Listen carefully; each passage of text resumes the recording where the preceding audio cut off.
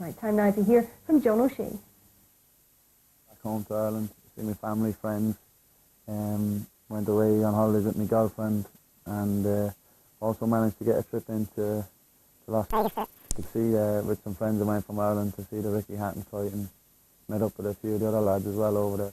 Wayne Rooney carried the belt, didn't he? Yeah, he looked kind of nervous carrying it in, but he was delighted. It was a great honour for him. Walking in with Antonio Barrera as well, and obviously the way the fight turned out for Ricky Hatton as well, Wayne was buzzing. Yeah, I think unfortunately the way the football season works, he might not be able to get out to the big one. Yeah, it looks like it. It looks like it.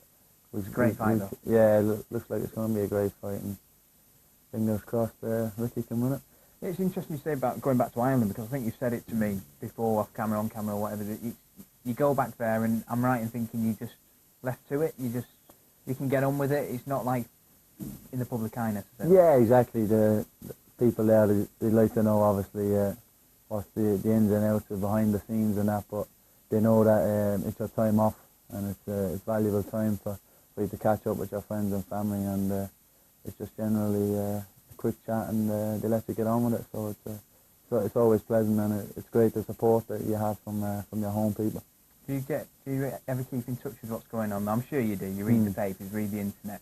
Obviously, just as you've gone away, United made a flurry of new signings. How do you sort of respond to that as a player? Because you are well away from it, aren't you? You don't really know as much as the rest of us, I presume. Yeah, exactly. Your friends and your family are asking you, what's this player like? I know as much as you like. Cause, yeah, obviously you've only seen the players, some of the players maybe on the telly. But with Anderson, I played against him in the Amsterdam tournament, so I was able to tell people a little bit more about him, and obviously I'd seen a lot of Owen Hargreaves from the telly and stuff as well, so you can pass comment on those players, but it's not the same until you see them up close and personal in training and that, and you really see how good they are then. Nani pulled something off special, didn't he? In celebration for kick-off. Yeah, exactly. You know, he's gonna cause defenders lots of problems.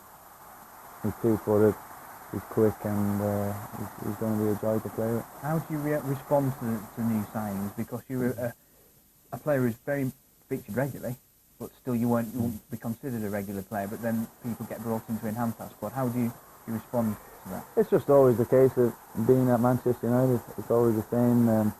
You expect the manager to improve the team every summer, sometimes at Christmas too, depending on how the injuries are, how the league situation is, if we're still in all the competitions. They have to assess it every time they can, and as the manager I'll always say, the club has to keep moving forward. We've won the league last year, we've got to move on from that, we've got to try win it again, and also win more trophies, and I think with the squad he's got together now, there's a great chance of doing that. Just try and give us an insight into what it's like being on tour as a player. Yeah, it seems to start off very quick, the tour, and it's like you're told before, and you're away for 2 weeks and that, and you think it's going to go fairly quick, but the first few days go quick, obviously, and then from the jet lag hits in, and you're waking up at strange hours of the night.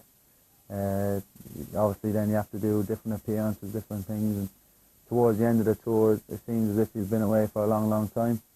But it's just part and parcel of being at such a big club, and it was fantastic. So there's always something to do, and to be fair to the coaches and everyone around us, there always is something to do if you want. And, like what?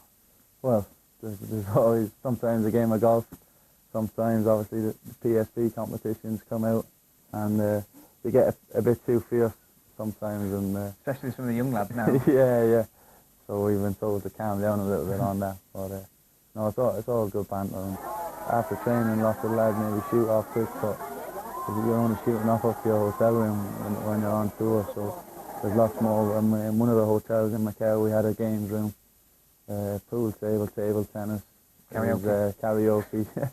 I didn't want to mention that, but no, there's lots of things to do, and I just said that helps the players settle in very much, and you get to know each other better.